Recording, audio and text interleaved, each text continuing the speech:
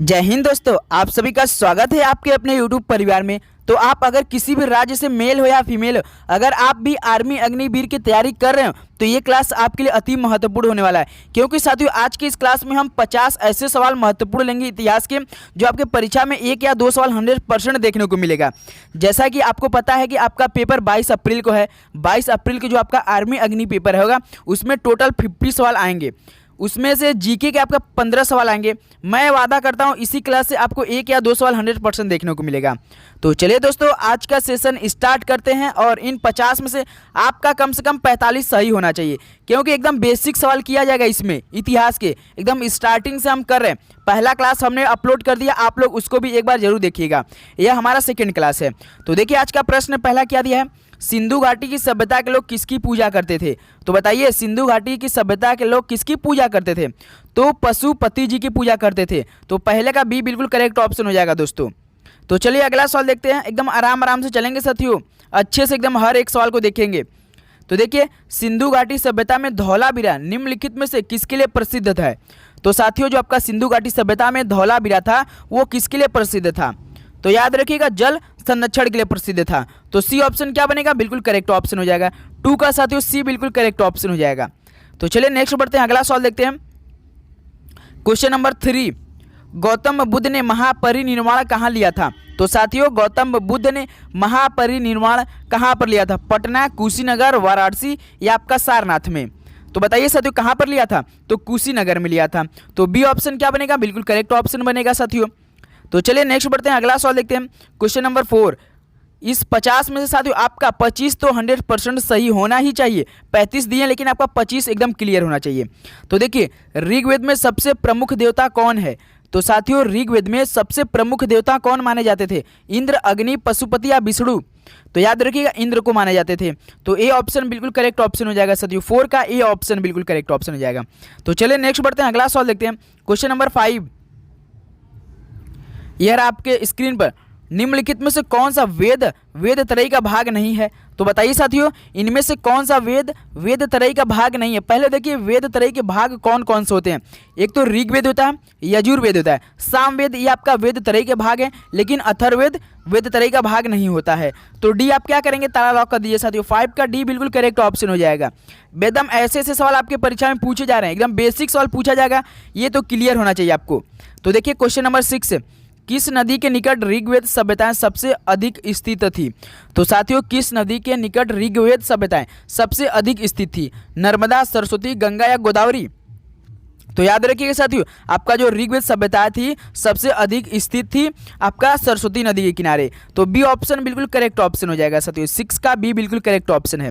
तो चलिए नेक्स्ट बढ़ते हैं, अगला सवाल। अगर आपको इसका पीडीएफ चाहिए तो डिस्क्रिप्शन बॉक्स में टेलीग्राम का लिंक है, आप उस पर ज्वाइन होकर आपको इसका पीडीएफ भी मिल जाएगा। तो देखिए क्वेश्चन नंबर 7 क्या दिया? हड़प्पाई स्थल मांडा किस नदी के किनारे स्थित था? तो साथियों हड़प्पाई स्थल मांडा किस नदी के किनारे स्थित था? चिनाब, सतलज, रावी या सिंधु? तो आपका चिनाब नदी के किनारे स्थित था। तो ए ऑप्शन बिल्कुल करेक्ट ऑप्शन हो जाएगा। मांडा चिनाब नदी के किनारे स्थित था। तो चलिए अगला सवाल देखते हैं, क्वेश्चन नंबर 8। तो देखिए जैनियों के पहले तीर्थंकर कौन थे? तो साथियों जैनियों के पहले तीर्थंकर कौन थे? अरिष्ट नेमी, पार्श्वनाथ, अजितनाथ या ऋषभ? तो बताइए जैनियों के पहले तीर्थंकर इनमें से कौन हो जाएगा? तो ऋषभ देव थे। तो डी ऑप्शन क्या बनेगा साथियों? बिल्कुल करेक्ट ऑप्शन बनेगा। 8 का डी बिल्कुल करेक्ट ऑप्शन हो जाएगा। तो चलिए नेक्स्ट बढ़ते हैं, अगला सवाल देखते हैं। क्वेश्चन नंबर 9, इंपॉर्टेंट सवाल है साथियों, बेहद ही इंपॉर्टेंट सवाल है आपको परीक्षा के लिए। त्रिपिटक किस धार्मिक ग्रंथ है? तो साथियों त्रिपिटक किसका धार्मिक ग्रंथ है? जैनों का, बौद्धों का, सिखों का या हिंदुओं का? तो याद रखिएगा साथियों त्रिपिटक आपका बौद्धों का धार्मिक ग्रंथ है। तो बी ऑप्शन बिल्कुल करेक्ट ऑप्शन बनेगा साथियों। 9 का बी बिल्कुल करेक्ट ऑप्शन हो जाएगा। तो चलिए नेक्स्ट बढ़ते हैं, अगला सवाल देखते हैं। क्वेश्चन नंबर 10, निम्नलिखित में से जैन धर्म का कौन सा त्रिरत्न नहीं है? तो साथियों इनमें से जैन धर्म का कौन सा त्रिरत्न नहीं है? सही विश्वास, सही ज्ञान, सही दृष्टि या सद आचरण? तो याद रखिएगा साथियों आपका जैन धर्म का कौन सा त्रिरत्न नहीं है? इनमें से तो सही दृष्टि नहीं है साथियों। तो सी ऑप्शन बिल्कुल करेक्ट ऑप्शन बनेगा। 10 का सी बिल्कुल करेक्ट ऑप्शन। तो चलिए नेक्स्ट बढ़ते हैं, अगला सवाल देखते हैं। क्वेश्चन नंबर 11, हर एक सवाल आप जरूर देख कर जाइएगा साथियों। आपके परीक्षा में 1 से 2 सवाल देखने को इसी क्लास से मिलेगा। हम आपका 21 तारीख तक क्लास चलाएंगे, आपसे वादा करते हैं। आप अगर हमने 21 तक आपका क्लास लिया तो पूरे 15 के 15 सवाल फंसा सकते हैं आपके पेपर में। हम चैलेंज दे रहे हैं आपको अभी से। अगर आपने 21 से 21 क्लास देख लिया तो मजा आ जाएगा साथियों। अजंता की चित्रकारी निम्नलिखित में से किससे प्रेरित है? तो साथियों जो अजंता की चित्रकारी है वो किससे प्रेरित है? दयालु बुद्ध, राधा कृष्णन लीला, जैन तीर्थंकर या महाभारत युद्ध से? तो याद रखिएगा साथियों, दयालु बुद्ध से था। तो ए ऑप्शन बिल्कुल करेक्ट ऑप्शन है। जो आपका अजंता की चित्रकारी था वो किससे प्रेरित था साथियों? दयालु बुद्ध से था। तो ए ऑप्शन करेक्ट ऑप्शन बनेगा। तो नेक्स्ट चलते हैं, अगला सवाल देखते हैं, क्वेश्चन नंबर 12। भगवान बुद्ध ने प्राण कहाँ त्यागे? तो साथियों भगवान बुद्ध जी ने प्राण कहाँ पर त्यागे थे? राजगीर, बोधगया, सारनाथ या कुशीनगर में? तो याद रखिएगा साथियों, कुशीनगर में क्या किए थे? भगवान बुद्ध ने प्राण त्यागे थे। तो डी बिल्कुल करेक्ट ऑप्शन बनेगा। तो चलिए नेक्स्ट बढ़ते हैं, अगला सवाल देखते हैं, क्वेश्चन नंबर 13। नालंदा विश्वविद्यालय विद्या का एक महान केंद्र था, विशेषता किस धर्म का? तो साथियों नालंदा विश्वविद्यालय विद्या का एक महान केंद्र था, विशेषता बौद्ध धर्म, जैन धर्म, वैष्णव धर्म या तंत्र में? तो बताइए किन लोगों का था? तो बौद्ध धर्म में था साथियों। ए ऑप्शन बिल्कुल करेक्ट ऑप्शन रहेगा। 13 का ए ऑप्शन करेक्ट ऑप्शन हो जाएगा। तो चलिए अगला सवाल देखते हैं, क्वेश्चन नंबर 14। बुद्ध को प्रबोध कहाँ प्राप्त हुआ था? तो बताइए बुद्ध को प्रबोध कहाँ पर प्राप्त हुआ था? सारनाथ, बोधगया, कपिलवस्तु या राजगिरी में? तो गुरुजी बोधगया में हुआ था। कहाँ पर? बोधगया में। तो बी ऑप्शन करेक्ट ऑप्शन बनेगा साथियों। बुद्ध को प्रबोध आपको बोधगया में प्राप्त हुआ था। तो चलिए नेक्स्ट बढ़ते हैं, अगला सवाल देखते हैं, क्वेश्चन नंबर 15। बुद्ध ने अपना प्रथम धर्म संदेश कहाँ पर दिया था? तो साथियों बुद्ध ने अपना प्रथम धर्म संदेश कहाँ पर दिया था? राजगिरी, पाटलिपुत्र, गया या सारनाथ में? तो याद रखिएगा सारनाथ में दिया था। कहाँ पर साथियों? सारनाथ में। तो डी ऑप्शन बिल्कुल करेक्ट ऑप्शन होगा साथियों। 15 का डी बिल्कुल करेक्ट ऑप्शन हो जाएगा, सारनाथ। तो चलिए नेक्स्ट बढ़ते हैं, अगला सवाल देखते हैं, क्वेश्चन नंबर 16। निम्न में से कौन सा शासक बुद्ध का समकालीन था? तो बताइए इनमें से कौन सा शासक बुद्ध का समकालीन था? उदयन, बिंबिसार, अजातशत्रु, महापद्म, नंद? तो बताइए कौन कौन थे? एक तो बिंबिसार भी था, अजातशत्रु था। तो बी और सी बिल्कुल करेक्ट ऑप्शन होगा। जो भी आपके पेपर में ऑप्शन दे बिंबिसार दे तो बिंबिसार लगाइए, अजातशत्रु लगाए तो अजातशत्रु दीजिए, लेकिन दोनों आपके बुद्ध के समकालीन थे। बी और सी करेक्ट ऑप्शन होगा। तो चलिए नेक्स्ट बढ़ते हैं, अगला सवाल देखते हैं, क्वेश्चन नंबर 17। प्रथम बौद्ध परिषद कहाँ आयोजित की गई? तो साथियों प्रथम बौद्ध परिषद कहाँ पर आयोजित की गई? वैशाली, कश्मीर, राजगिरी या पाटलिपुत्र में? तो बताइए प्रथम बौद्ध परिषद कहाँ पर आयोजित की गई थी? तो राजगिरी में की गई थी। तो सी ऑप्शन बिल्कुल करेक्ट ऑप्शन बनेगा साथियों। 17 का सी बिल्कुल करेक्ट ऑप्शन हो जाएगा। तो चलिए नेक्स्ट बढ़ते हैं, अगला सवाल देखते हैं, क्वेश्चन नंबर 18।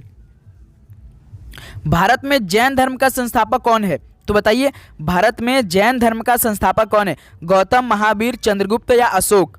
तो बताइए भारत में आपका जैन धर्म का संस्थापक पूछ रहा है, तो महावीर थे। तो बी ऑप्शन क्या कीजिए, ताला लॉक करिए साथियों। 18 का बी बिल्कुल करेक्ट ऑप्शन होने वाला है। तो चलिए नेक्स्ट बढ़ते हैं, अगला सवाल देखते हैं, क्वेश्चन नंबर 19। इतना जल्दी इसलिए साथियों करा रहे हैं कि हम कम समय में आपका अधिक से अधिक सवाल कराएंगे तो आपको ही फायदा होने वाला है।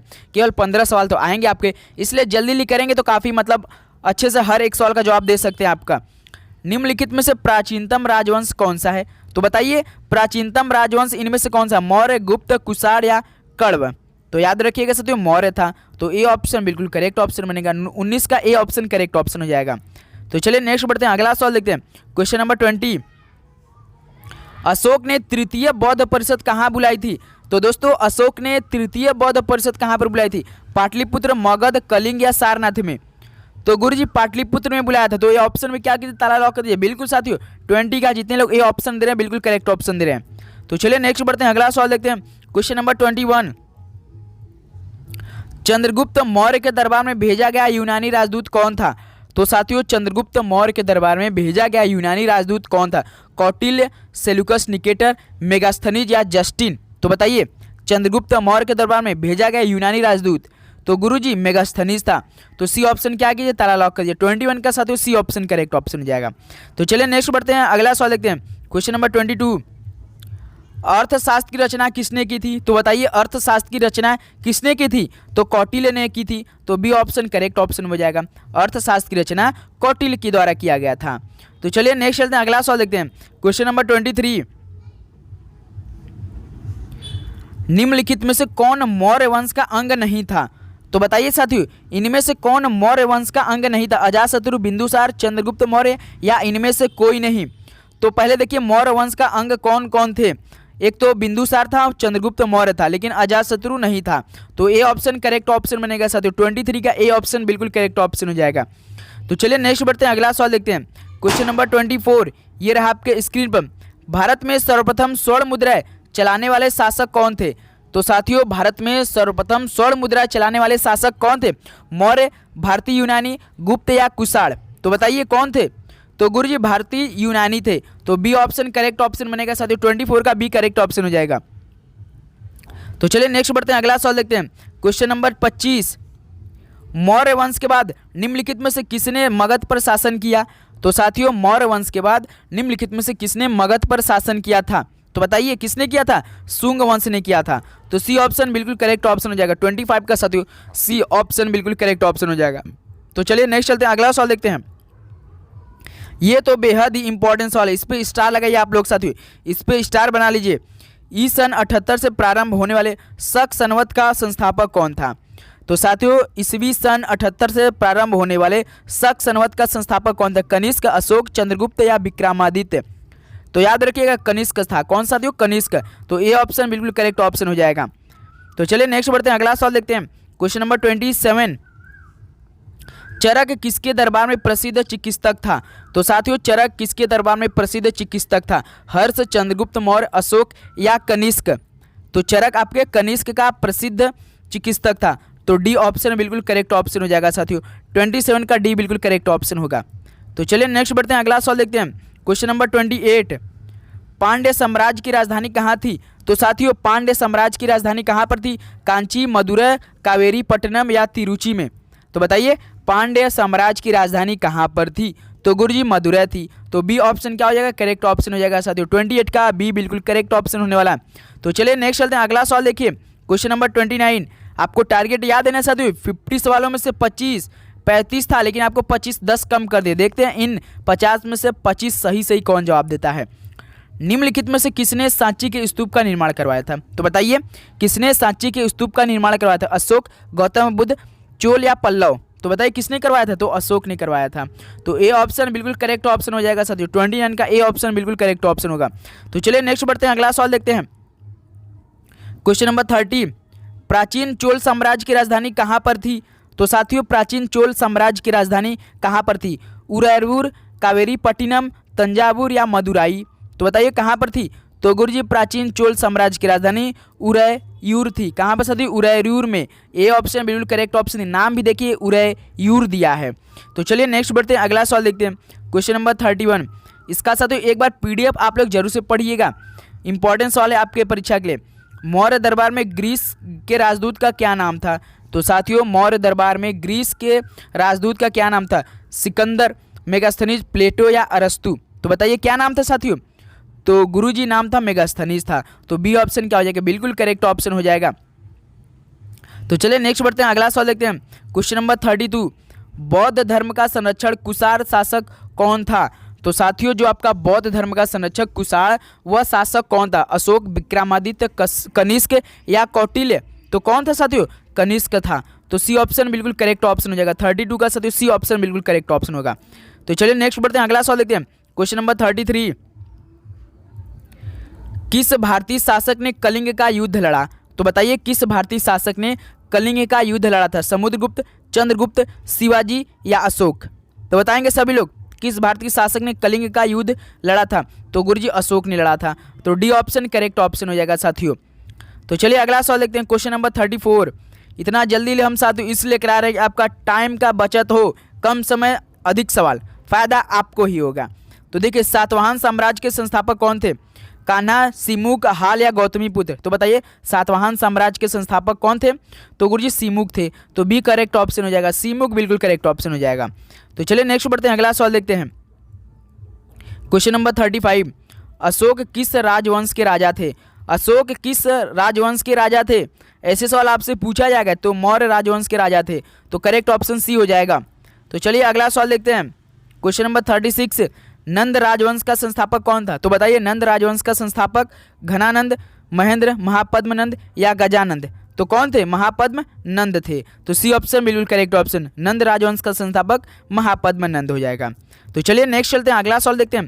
क्वेश्चन नंबर 37, भारतीय नेपोलियन की उपाधि किसे दी गई है? तो साथियों भारतीय नेपोलियन की उपाधि किसे दी गई? चंद्रगुप्त मौर्य, समुद्रगुप्त, चंद्रगुप्त प्रथम या हर्षवर्धन को? तो बताइए किसे दी गई? तो गुरुजी समुद्रगुप्त को दी गई है भारतीय नेपोलियन की उपाधि। तो बी के पे क्या करिए आप? ताला लॉक कर दिए। बिल्कुल साथियों। तो चलिए नेक्स्ट बढ़ते हैं, अगला सवाल क्वेश्चन नंबर 38, पहला ज्ञात गुप्त शासक कौन था? तो साथियों पहला ज्ञात गुप्त शासक कौन था? श्रीगुप्त, चंद्रगुप्त प्रथम, घटोत्कच या कुमारगुप्त प्रथम? तो बताइए कौन था पहला ज्ञात गुप्त शासक? तो श्रीगुप्त था। तो ए ऑप्शन बिल्कुल करेक्ट ऑप्शन हो जाएगा। तो चलिए नेक्स्ट बढ़ते हैं, अगला सवाल देखते हैं। क्वेश्चन नंबर 39, इस बार आपको आर्मी अग्निवीर में ज्वाइन 100% करना पड़ा है, करेगा साथियों, क्योंकि इस बार सीने वर्दी लेना है, यूपी पुलिस कांस्टेबल भी है आपके सामने, तो आप दोनों में तैयारी कीजिए, हो जाएगा 100%। क्लियर है? तो देखिए क्या दिया है क्वेश्चन 39, इलाहाबाद स्तंभ शिलालेख किसने बनवाया था? तो साथियों इलाहाबाद स्तंभ शिलालेख किसने बनवाया था? हरिसेन, महासेन, वीरसेन या विष्णु सेन ने? तो कौन बनाया था? हरिसेन ने बनवाया था। ए ऑप्शन बिल्कुल करेक्ट ऑप्शन हो जाएगा दोस्तों, 39 का ए ऑप्शन बिल्कुल करेक्ट ऑप्शन हो जाएगा। तो चलिए नेक्स्ट बढ़ते हैं, अगला सवाल देखते हैं। क्वेश्चन नंबर 40, कवि कालिदास किसके राज कवि थे? तो साथियों कवि कालिदास जी किसके राज कवि थे? तो चंद्रगुप्त विक्रमादित्य के राज कवि थे। तो सी ऑप्शन करेक्ट ऑप्शन होगा, चंद्रगुप्त विक्रमादित्य। तो चलिए नेक्स्ट बढ़ते हैं, अगला सवाल देखते हैं। क्वेश्चन नंबर 41, हर एक सवाल साथियों मतलब बेहद ही रामबाण है इस परीक्षा की दृष्टि से। आप एक भी सवाल छोड़ के नहीं जाएंगे इस क्लास का, जरूर से पढ़ के जाएंगे। आपको अभी नहीं पता चलेगा, जब आप एग्जाम देंगे तब पता चलेगा। नालंदा विश्वविद्यालय की स्थापना किसके द्वारा की गई? तो बताइए नालंदा विश्वविद्यालय का स्थापना किसने किया था? तो कुमारगुप्त ने किया था। तो बी ऑप्शन करेक्ट ऑप्शन बनेगा साथियों, 41 का बी बिल्कुल करेक्ट ऑप्शन हो जाएगा। तो चलिए नेक्स्ट बढ़ते हैं, अगला सवाल देखते हैं। क्वेश्चन नंबर 42, बाणभट्ट निम्नलिखित में से किस सम्राट के राज दरबारी कवि थे? तो बताइए बाणभट्ट किस सम्राट के राज दरबारी कवि थे? विक्रमादित्य, कुमारगुप्त, हर्षवर्धन या कनिष्क का? तो याद रखिएगा हर्षवर्धन के थे।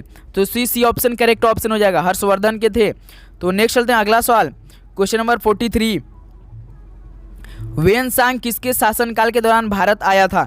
तो साथियों वेनसांग किसके शासनकाल के दौरान भारत आया था? चंद्रगुप्त प्रथम, चंद्रगुप्त द्वितीय, हर्षवर्धन या रुद्र दमन? तो बताइए वेनसांग किसके शासनकाल के दौरान भारत आया था? तो गुरुजी वह हर्षवर्धन के शासनकाल के दौरान भारत आया था। तो सी ऑप्शन बिल्कुल करेक्ट ऑप्शन बनेगा। तो चलिए नेक्स्ट बढ़ते हैं, अगला सवाल देखते हैं। क्वेश्चन नंबर 44 ये रहा आपके स्क्रीन पर, अजंता और एलोरा की गुफाएं भारत के किस राज्य में स्थित है? तो बताइए अजंता और एलोरा की गुफाएं जो है वो भारत के किस राज्य में स्थित है? तो गुरुजी MH में है, मतलब महाराष्ट्र में। तो सी ऑप्शन बिल्कुल करेक्ट ऑप्शन हो जाएगा, 44 का सी ऑप्शन करेक्ट ऑप्शन हो जाएगा साथियों। तो चलिए नेक्स्ट बढ़ते हैं, अगला सवाल देखते हैं। क्वेश्चन नंबर 45, विक्रमशिला विश्वविद्यालय की स्थापना किसने की थी? तो साथियों विक्रमशिला विश्वविद्यालय की स्थापना किसने की थी? गोपाल, देवपाल, कर्ण या धर्मपाल? तो गुरुजी यह तो सवाल काफ़ी जरूरी सवाल हमारे परीक्षा के लिए। बिल्कुल साथियों, तो धर्मपाल ने की थी विक्रमशिला विश्वविद्यालय की स्थापना, धर्मपाल। तो डी ऑप्शन करेक्ट ऑप्शन हो जाएगा। तो चलिए नेक्स्ट बढ़ते हैं, अगला सवाल देखते हैं। क्वेश्चन नंबर 46, प्राचीन भारत में प्राचीनतम बौद्ध विश्वविद्यालय का नाम बताइए। तो बताइए प्राचीन भारत में प्राचीनतम बौद्ध विश्वविद्यालय का नाम बताइए। तक्षशिला, नालंदा, ओडांथा, पुरी या कांची? तो बताइए कौन था? तो तक्षशिला था। तो ए ऑप्शन बिल्कुल करेक्ट ऑप्शन हो जाएगा साथियों, 46 का ए ऑप्शन करेक्ट ऑप्शन हो जाएगा। तो चलिए नेक्स्ट बढ़ते हैं, अगला सवाल देखते हैं। क्वेश्चन नंबर 47, खजुराहो स्थित मंदिरों का निर्माण किसने किया था? तो साथियों खजुराहो स्थित मंदिरों का निर्माण किसने किया था? होलकर, सिंधिया, बुंदेला राजपूत या चंदेल राजपूत ने? तो बताइए खजुराहो स्थित मंदिरों का निर्माण किसने किया था? तो गुरुजी चंदेल राजपूत ने किया था। तो डी ऑप्शन करेक्ट ऑप्शन हो जाएगा, 47 का साथियों डी बिल्कुल करेक्ट ऑप्शन हो जाएगा। तो चलिए नेक्स्ट बढ़ते हैं, अगला सवाल देखते हैं। क्वेश्चन नंबर 48 ये रहा आपकी स्क्रीन पर, एलोरा के मंदिरों का निर्माण किन शासकों ने किया? तो बताइए एलोरा के मंदिरों का निर्माण किन शासकों ने किया था? चालुक्य, शुंग, राष्ट्रकूट या पल्लव? तो याद रखिएगा राष्ट्रकूट ने किया था। किसने साथियों? राष्ट्रकूट ने। तो सी ऑप्शन बिल्कुल करेक्ट ऑप्शन हो जाएगा। अगला सवाल देखते हैं। क्वेश्चन नंबर 49 ये रहा आपके स्क्रीन पर, कैलाश का प्रसिद्ध शिलाकृत मंदिर निम्नलिखित में से किस स्थान पर है? तो दोस्तों कैलाश का प्रसिद्ध शिलाकृत मंदिर किस स्थान पर है? अजंता, बादामी, महाबलीपुरम या एलोरा में? तो बताइए कहाँ पर है? तो गुरुजी कैलाश का प्रसिद्ध शिलाकृत मंदिर आपका एलोरा में स्थित है। तो डी पे क्या कीजिए आप ताला लॉक कर दीजिए। बिल्कुल साथियों 49 का डी करेक्ट ऑप्शन हो जाएगा। तो साथियों आज का क्लास का आखिरी सवाल आपके सामने आपके स्क्रीन पर, भारत पर सबसे पहले आक्रमण करने वाले कौन थे? तो साथियों भारत पर सबसे पहले आक्रमण करने वाले कौन थे? आर्य, यूनानी, फारसी या अरबी? तो गुरुजी आर्य लोग थे। तो ये ऑप्शन बिल्कुल करेक्ट ऑप्शन। अब बताइए सर, तो आपका इन 50 सवालों में से कितना स्कोर बता? आपका 25 स्कोर बना या नहीं? अगर आप स्कोर इसलिए 25 बता रहे हैं क्योंकि आप बार बार यही सब सवाल पढ़ रहे होंगे तो आपको पता होगा ऐसे सवाल आप आएंगे। अगर जिन लोगों ने परीक्षा दिया होगा तो उन लोग को पता होगा कैसा पूछा जाता है। इसका पीडीएफ चाहिए तो डिस्क्रिप्शन बॉक्स में टेलीग्राम लिंक ज्वाइन कीजिए, आपको मिल जाएगा इसका पीडीएफ भी। तो चलिए दोस्तों, एक और वीडियो में कल नेक्स्ट वीडियो में मिलते हैं। चैनल पर नहीं तो सब्सक्राइब जरूर कीजिएगा क्योंकि आपकी डेली क्लास ऐसी ही चलने वाली है। 10 तारीख से आपका एकदम मतलब समझिए पेपर ही हल कराने वाले हैं। 10 तारीख से आपका आर्मी अग्निवीर का एकदम पेपर हल कराने वाले हैं। तो चैनल पे नया है तो जरूर सब्सक्राइब करिएगा, तो लाइक भी कर दीजिएगा। तो चलिए मिलते हैं अगले वीडियो में, तब तक के लिए जय हिंद, जय भारत, धन्यवाद सभी को।